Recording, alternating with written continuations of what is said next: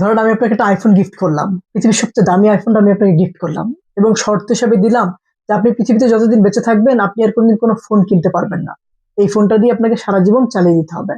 তাহলে এই ফোনটাকে আপনি কতটা যত্নে রাখবেন?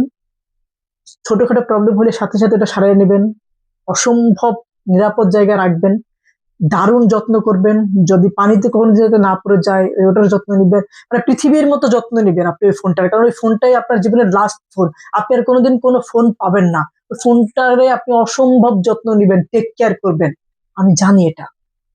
তাহলে আপনি আপনার লাইফটাকে কেন টেক কেয়ার করছেন না? আপনি আপনার জীবনটার কেন কেয়ার করছেন না? এটাও তো ওয়ান টাইম অফার। আপনার জীবনটা ওয়ান টাইম অফার না? আপনি তো আর কোনোদিন পৃথিবীতে আসবেন না, আপনি কেন আপনার জীবনটাকে আহ বেখেয়ালি ভাবে চালাই দিচ্ছেন? আপনি আপনি কেন ক্যাজুয়াল হচ্ছেন, উদাসীন আপনার নিজের ব্যাপারে?